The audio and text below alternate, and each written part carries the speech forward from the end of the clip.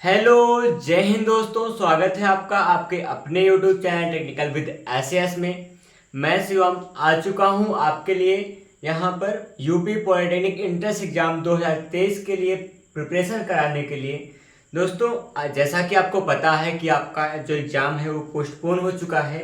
आपका एग्ज़ाम अब जो होगा वो अगस्त के फर्स्ट वीक में होने की संभावना जताई जा रही है।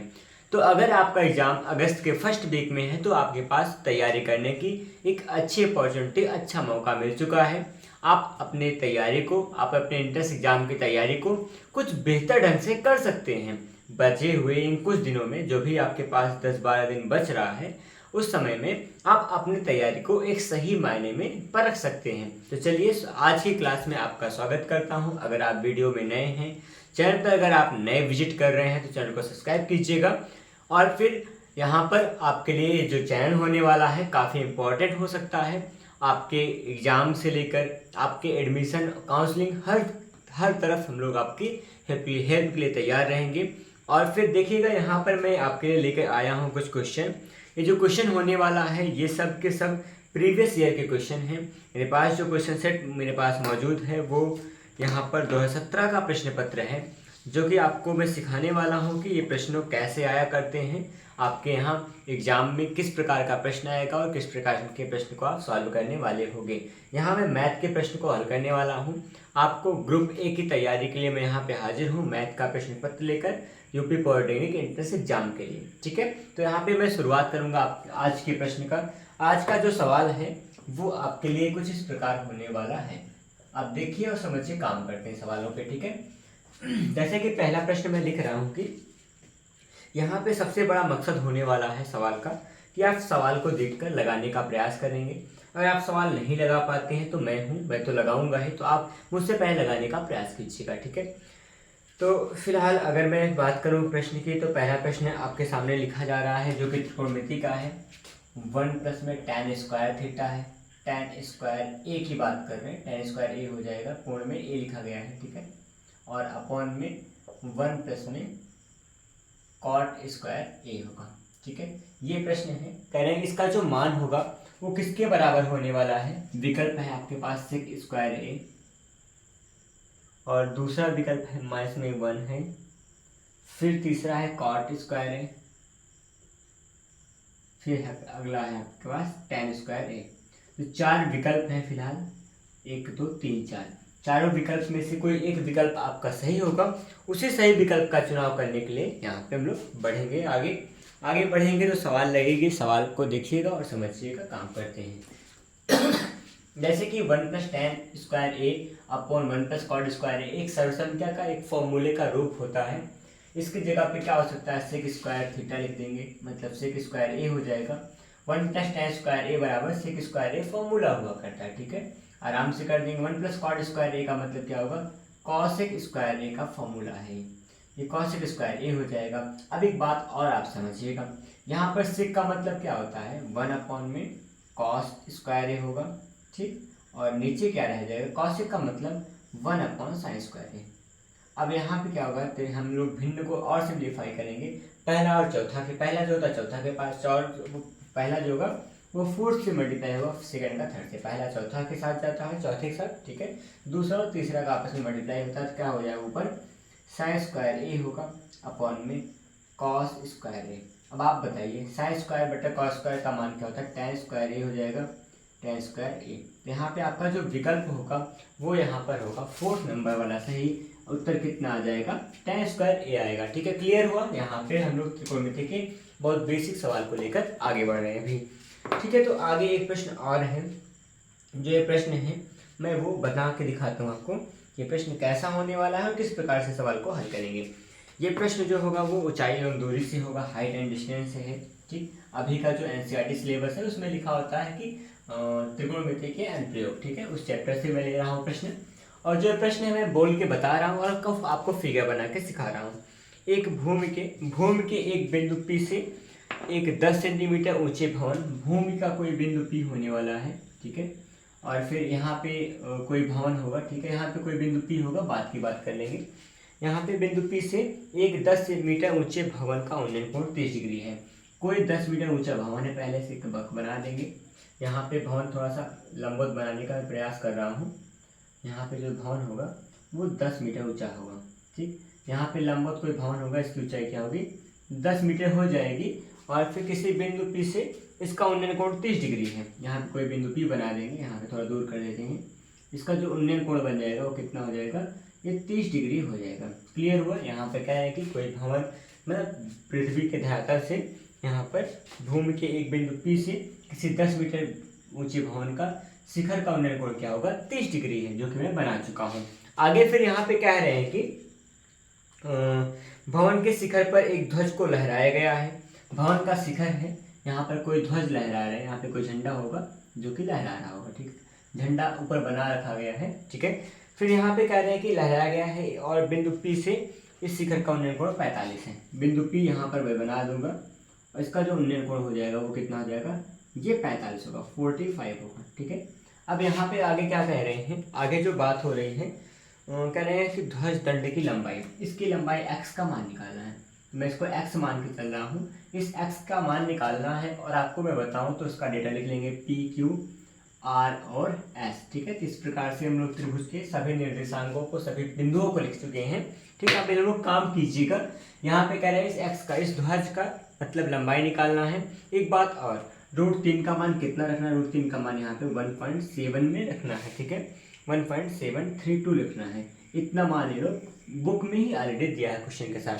क्लियर हुआ। देखिए यहाँ पे आपको फिगर समझना होगा, फिगर खुद से बनाना पड़ता है। मैं बता रहा हूँ, कोई भूमि के किसी बिंदु P से 10 मीटर ऊंचे भवन के शिखर का उन्नयन कोण 30 डिग्री था और फिर इस भवन के ऊपर कोई ध्वज लगाया गया है। उस ध्वज की लंबाई निकालना था और ध्वज के शीर्ष से इस बिंदु P का जो कोण होगा उन्नयन वो 45 होगा। ठीक है, ये बात यहाँ पे कही गई है। चलिए मैं काम कर रहा हूँ। कह रहे हैं कि इसकी लंबाई निकालिए ध्वजदंड की, ध्वजदंड की लंबाई या फिर ध्वज की लंबाई निकालना है और जो विकल्प होगा वो 5.32 होगा, मीटर में आएगा। ठीक है, और दूसरा विकल्प यहाँ पे मैं कह रहा हूँ कि 6.32 हो जाएगा, 6.32 मीटर हो जाएगा। अगला जो विकल्प आपके सामने मैं लेके आ सकता हूँ वो होगा 7.32 और अगला जो होगा 7.52। इस प्रकार से आपके पास 4 विकल्प हैं, चारों विकल्प में हम लोग करेंगे चुनाव। ठीक है, सवाल का। तो फिलहाल अगर आपको बात करूँ तो देखिए कैसे कर पाएंगे हम लोग, सीखते हैं। सबसे पहले क्या होगा, आप यहाँ समझिएगा, एक छोटा सा त्रिभुज है PQR, इस त्रिभुज में चर्चा करेंगे। क्या लिखा जाएगा, त्रिभुज PQR में, PQR में देखिए एक तरीके से लगाएंगे तो ज़्यादा बेहतर होगा। एक तरीके से जल्दी से लगा के दिखाता हूँ। PQR में क्या होगा, आप ये जो डेटा है, ये जो PQ है, नीचे वाले त्रिभुज के लिए, ऊपर वाले त्रिभुज के लिए जो बड़ा वाला बना हुआ है, इन दोनों के लिए कॉमन है। तो PQ का मान पहले निकाल लेते हैं इस त्रिभुज से। ठीक है, छोटे त्रिभुज से PQ का मान निकालूंगा। यहाँ पर ये आधार है और ये क्या कहलाएगा, लंब कहलाएगा। आधार और लंब का जो संबंध होता है वो क्या होता है, tan का होता है।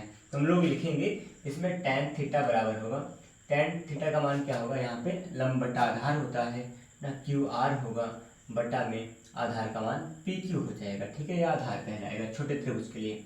यहाँ पे tan में क्या होगा, थीटा का मान 30 कहिए, क्योंकि यहाँ पे इसका 30 कोण बना हुआ है। बराबर में यहाँ पे आगे क्या होगा, QR का मान तो हमको शायद पता है ना, ये QR का मान जो होगा वो 10 हो जाएगा। आधार का मान PQ नहीं पता था। फिलहाल tan का मान 1/√3 हो जाएगा 30 का। ठीक है, 10 बटा में PQ होगा और PQ का मान आप क्या निकाल पाओगे, 10 यहाँ जाएगा, tan√3 हो जाएगा, मीटर में हो गया। तो PQ का मान आ चुका है। इसी PQ की सहायता से हम लोग बड़े त्रिभुज PSQ में काम करेंगे। क्या होगा, त्रिभुज PSQ होगा। ठीक है, PQS लिख दे रहा हूँ, कोई दिक्कत नहीं, PQS में। ठीक है, PQS में काम कर रहे हैं। क्या हो जाएगा यहाँ पर, आप इसको समझिएगा। यहाँ भी हमको इसका आधार का मान पता है, इसका मान निकाल लेंगे, फिर पूरे में से हम लोग 10 को घटा देंगे, x का मान आ जाएगा। ठीक है, इसमें क्या होगा, tan थीटा का मान लगाएंगे। tan थीटा बराबर लंब बटा आधार, लंब का मान QS होगा बटा आधार का मान PQ होगा। लंब ये QS ये पूरा यहाँ से यहाँ तक का, आधार का मान PQ हो जाएगा बड़े त्रिभुज के लिए भी। ठीक है, tan में यहाँ क्या लगाएंगे, 45 हो जाएगा। बराबर में QS का मान जो होने वाला है, QS ये पूरा मान है, इसी को निकालना हम सबको। और बटा में क्या होगा देखिएगा, बटा में पी क्यू का मान है। अगर लगता है कि आपको दिख रहा हो तो मैं नीचे कर दूंगा, ठीक है, एक लाइन कर सकते हैं ये। बटा में क्यू एस, यहाँ पे पी क्यू का जो मान था वो 10√3 कह जाएगा, ठीक है। अभी आगे काम कर रहा हूँ मैं, यहाँ पर आकर दिखाता हूँ कि यहाँ क्यू एस का जो मान आया, क्यू एस बराबर, अभी थोड़ा सा सब्र करो तो tan 45 का मान 1 लिख देंगे, बराबर में क्यू एस होगा, ठीक है, अपॉन में यहाँ पे 10√3 हो जाएगा, ठीक। इतनी बात होगी। यहाँ पे क्रॉस मल्टीप्लाई करेंगे तो क्यू एस की जो लंबाई आएगी वो कितनी हो जाएगी, 10√3 मीटर हो जाएगा। क्यू एस जो था यहाँ से यहाँ तक पूरा पूरा क्या कहलाएगा, वो 10√3 कहलाएगा। अब इसमें देखिएगा आपको क्या निकालना है, केवल इतना सा निकालना है मान, ठीक है। क्या निकालेंगे, एक्स का जो मान होगा पूरे में से 10 घटा देंगे, पूरा क्या था 10√3 था, इसमें से 10 घटा देंगे तो यहाँ पे एक्स का जो मान आएगा 10√3 में से 10, यहाँ पे 10 कॉमन ले सकते हो आप ना, 10 कॉमन लीजिएगा तो √3 माइनस में 1 हो जाएगा। यहाँ पे x बराबर क्या हो जाएगा 10, और √3 का जो मान है ये रखेंगे 1.732 रखा जाएगा, माइनस में 1 कर दीजिएगा, ठीक है। यहाँ पे x का जो मान आएगा 10 होगा, यहाँ पे घटाओगे तो 0.732 आ रहा है, और फिर इसका गुणा करोगे x का जो मान आएगा वो 7.32 आ जाएगा। तो 7.32 क्या होगा, मीटर में आएगा x का मान। तो जो झंडा होगा, झंडे का जो ध्वज होगा, ध्वज का मतलब जो खंड होगा या फिर ध्वज का जो दंड होगा, झंडे का जो दंड होगा वो कितना बड़ा होगा, 7.32 मीटर होगा। और रही बात ऑप्शन की, तो ऑप्शन नंबर क्या हो गया, ऑप्शन नंबर आप 3rd कहने वाले हो। देखिए यही तरीका होता है लगाने का, कोई शॉर्ट ट्रिक के चक्कर में इसमें ना पड़िएगा, ठीक है। बहुत खास शॉर्ट ट्रिक नहीं होगा, इसी को थोड़ा तेज़ी से काम करेंगे तो कुछ चीज़ों को सॉर्ट कर सकते हैं, लेकिन इसका कोई बहुत बड़ा शॉर्ट ट्रिक नहीं कर पाएंगे अभी यहाँ फिलहाल, ठीक है। और ये लगी आपकी सवाल, ठीक है।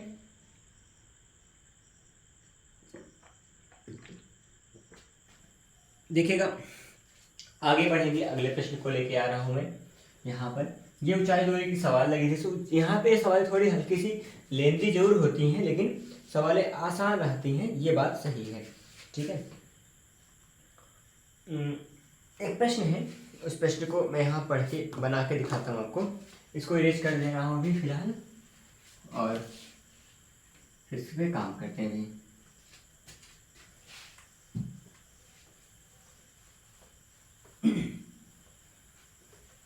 देखिए आपका जो एग्ज़ाम है पोस्टपोन हुआ है, थोड़ा सा डिले किए हैं एग्ज़ाम को, तो आपके पास भी एक अच्छा मौका है कि आप इस मौके का फ़ायदा उठाइए और एक पॉजिटिव वे में रह के काम कीजिए। देखिए निगेटिविटी तो हर जगह मिल जाती है, लेकिन अपने आप में खुद पॉजिटिविटी की तलाश कीजिए, क्योंकि आप खुद ही वो इंसान हो जो आप अपने आप को जानते हो सबसे ज़्यादा, और आप वो खुद ही इंसान हो जो अपने लिए खुद अपने आप ही काम कर सकते हो, ठीक है। तो इसमें कोई कुछ नहीं कर सकता, ना मैं ना कोई और कर पाएगा, तो बस केवल आप अपने स्तर से काम करते रहे, हम लोग केवल एक हेल्प के लिए आपके लिए यहाँ पर हाजिर हुआ करते हैं। तो चलिए आपके लिए अगली सवाल बढ़िया से लेके आता हूँ। यहाँ पे जो प्रश्न होने वाला है, इस प्रश्न का जो मकसद है वो समझिएगा।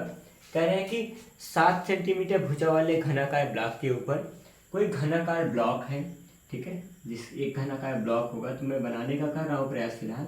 एक कोई 3D घनाकार ब्लॉक बना कर दिखाता हूँ फिलहाल। यहाँ तो 2D ही बन सकता है, ठीक है। और ये कोई घनाकार ब्लॉक है, इसकी भुजा जो होगी वो क्या हो जाएगी, 7 सेंटीमीटर होने वाली है, ठीक है। जिसकी भुजा क्या होगी, 7 सेंटीमीटर हो जाएगी। कह रहे हैं कि इस पर अर्धगोला रखा हुआ है, अर्धगोले का अधिकतम व्यास क्या होगा। अब यहाँ पर देखिए कोई अर्धगोला रख रहे हैं, इस पर अधिकतम कितने व्यास का अर्धगोला रखा जाएगा, इसी बात पे चर्चा करना है।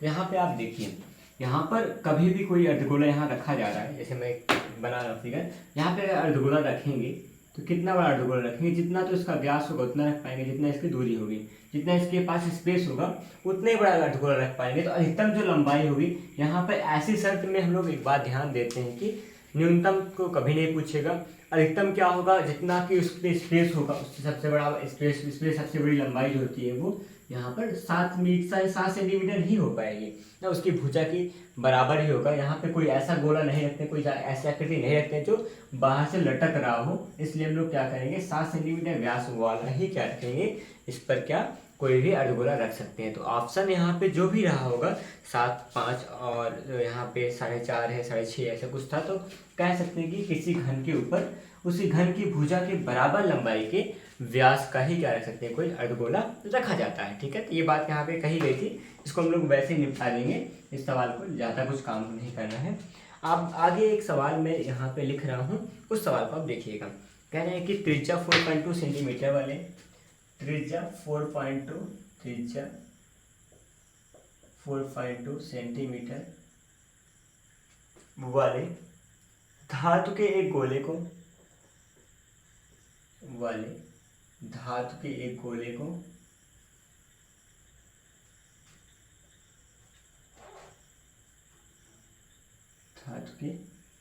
गोले को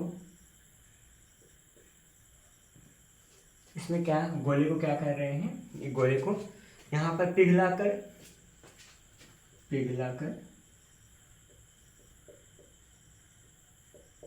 त्रिज्या, ठीक, कितना त्रिज्या लेना है, 6 सेंटीमीटर वाले, त्रिज्या 6 सेंटीमीटर वाले एक बेलन के रूप में ढाला जाता है। त्रिज्या 6 सेंटीमीटर वाले एक बेलन के रूप में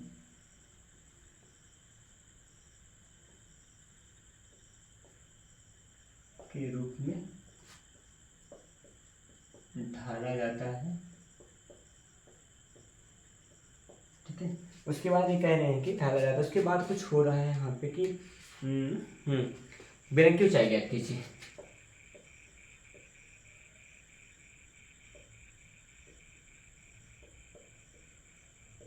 बेलन की ऊंचाई है, क्या होगी बेलन की ऊंचाई, वो आपको बताना होगा। 2.7 सेंटीमीटर है, 2.77 सेंटीमीटर है। और फिर आगे है 2.74 है, 2.8 सेंटीमीटर है। तो आपके पास 4 विकल्प हैं, चारों विकल्प में से कोई एक विकल्प होगा सही, उस सही विकल्प का चुनाव करना है हम सबको, ठीक है। यहाँ पे देखेंगे त्रिज्या 4.2 सेंटीमीटर वाले धातु के गोले को पिघलाकर यहाँ पर इस त्रिज्या का 6 सेंटीमीटर त्रिज्या वाला एक बेलन बनाया गया है। बेलन की ऊंचाई ज्ञात कीजिए। ध्यान रहे एक बात की, अगर कभी भी एक आकृति को पिघलाकर दूसरी नई आकृति में परिवर्तित करते हैं तो वहाँ पे दोनों शर्त पे क्या होगा, आयतन निश्चित रहा करता है। एक वस्तु का आयतन दूसरे वस्तु के बराबर होगा, ठीक है। तो यहाँ पे क्या करेंगे, हम दोनों के आयतन का कंपेयर कर देंगे, ठीक है।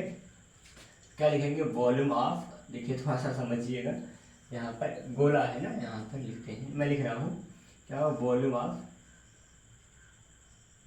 ऑफ स्फीयर होगा, ठीक, इक्वल टू वॉल्यूम ऑफ क्या हो जाएगा इसका, बेलन का मतलब सिलेंडर,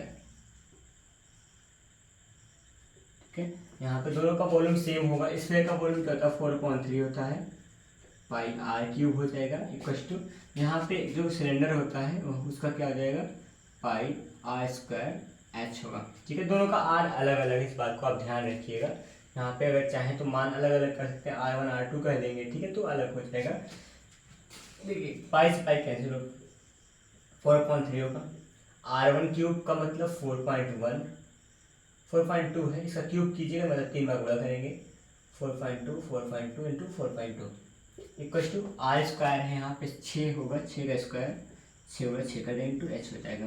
देखिए 6 सत्ते 42, 7 बार 0.7 हो जाएगा, ये 6 से कटेगा, फिर से क्या होगा, 6 सत्ते 42 0.7 हो जाएगा।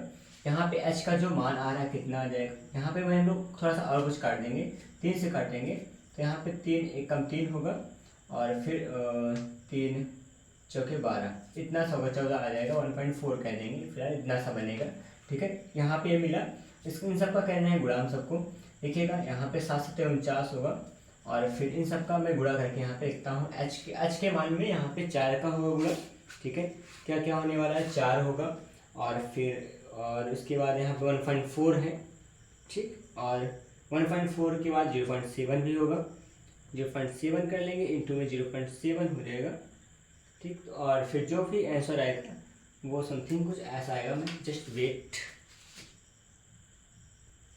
अगर आप इसका गुणा करते हैं तो पूरा गुणा करने पे 4 का 1.4 और 0.7 गुणा करने पे आएगा कितना, 2.744 सेंटीमीटर आ रहा है ना। मैंने किया कि इसको कैलकुलेट कर लिया, आपको भी गुणा करके देखना पड़ेगा। फिलहाल यहाँ पे 2.744 के आसपास आएगा आपका गुणा करने पे, तो आपका जो विकल्प होगा 2.74 ये मैच कर रहा है, यही क्या होगा आपका थर्ड नंबर वाला विकल्प हो जाएगा। तो यहाँ पे कुछ ऐसे सवाल लगाया करते हैं जब भी आपके पास क्या मिल जाए, एक वस्तु को जब भी यहाँ पर और आपके पास एक वस्तु को पिघलाकर दूसरे वस्तु में परिवर्तित कर रहे होते हैं, वहाँ पर आयतन को दोनों का बराबर कर देंगे और दोनों का आयतन बराबर हो जाएगा तो पक्का मतलब हम लोग काम कर लेंगे उसमें, दोनों का आयतन बराबर करके हम लोग काम वहाँ पे कर सकते हैं। ठीक है, वहाँ पे जो कुछ भी होगा दोनों का आयतन बराबर करके जो भी कंपेयर करना होगा, जो भी अननोन डेटा रहेगा उसका मान निकाल पाएंगे। देखिए इसी कड़ी में हम लोग अगले सवाल की ओर बढ़ेंगे। अगला प्रश्न जो होने वाला है वो आपके सामने मैं लिख रहा हूँ। ठीक है, सब प्रश्न को लगाइएगा और समझिएगा कि उसको हम लोग कैसे करेंगे सॉल्व। ठीक है, और एक बात यहाँ पे यह है कि अगले सवाल देख लीजिए फिर बात सब कुछ हो जाएगी। यहाँ पे प्रश्न यह है कि एक कोई द्विघात बहुपद है, हमको निकालना है। ठीक है, जिसका शून्यकों का योगफल और गुणनफल क्या है, 3 -3 और 2 है। ठीक है ना, द्विघात बहुपद के क्या है, शून्यकों का योगफल, शून्यकों का योग -3 है, गुणनफल क्या है, 2 है। तो शून्यकों का योग -3 है, गुणनफल 2 है। इसके साथ ही क्या निकालना है, इन संबंधों के साथ में बनने वाला द्विघात बहुपद निकालना है।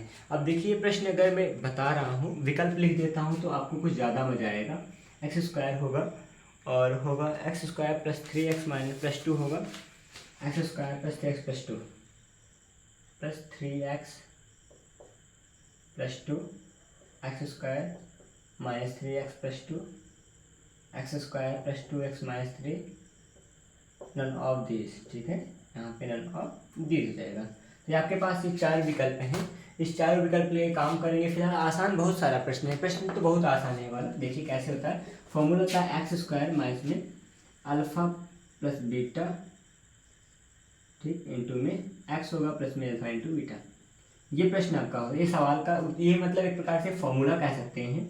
अल्फा प्लस बीटा का मतलब शून्यकों का योगफल को अल्फा प्लस बीटा कहते हैं, गुणनफल को अल्फा इंटू बीटा कहते हैं। मान रखिएगा x² होगा, माइनस पहले से है, अल्फा प्लस बीटा का माइनस में ए है, माइनस का प्लस में होगा, 3x प्लस में अल्फा इंटू बीटा का मान क्या होगा, 2। यहाँ पे आपका जो आंसर आएगा x² + 3x प्लस में 2 आ जाएगा।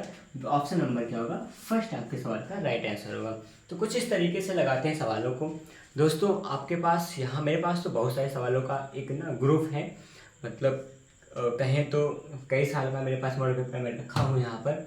उस मॉडल पेपर कह रहा हूँ कि यहाँ पे पीछे मतलब कि क्वेश्चन पेपर हैं, ये सब पिछले साल आए हुए प्रश्न हैं और इसकी आंसर शीट सेट पूरा का पूरा मतलब मेरे पास सेट है। और इस सेट में से क्या हो जाएगा, मतलब जो भी प्रश्न आपके यहाँ पहले आए हुए हैं, जो भी आपके एग्जाम में आए हुए हैं, उन सभी प्रश्नों की सीरीज मेरे पास है। आप चाहें तो मतलब अगर आप सपोर्ट बना के रखेंगे, आप पढ़ना चाहेंगे तो मैं आपके लिए पूरा का पूरा फिजिक्स केमिस्ट्री मैथ सबका सब सॉल्यूशन लेके आता रहूँगा। बस एक काम करना होगा, आप चैनल पर नए हैं तो चैनल को सब्सक्राइब कीजिएगा और अपने दोस्तों के साथ जो आपके साथ तैयारी कर रहे हैं उनको वीडियो शेयर कीजिए, उनको भी सपोर्ट, उनको भी हेल्प मिल जाए जिससे कि, और आपके लिए नए नए सवालों को लेकर आता रहूँगा। फिलहाल इस क्लास में कुछ इतना सा ही और मिलते हैं नई क्लास में नए सवालों के साथ। चलिए अपनी तैयारी अपने खूब अच्छे से करते रहिएगा। धन्यवाद, जय हिंद।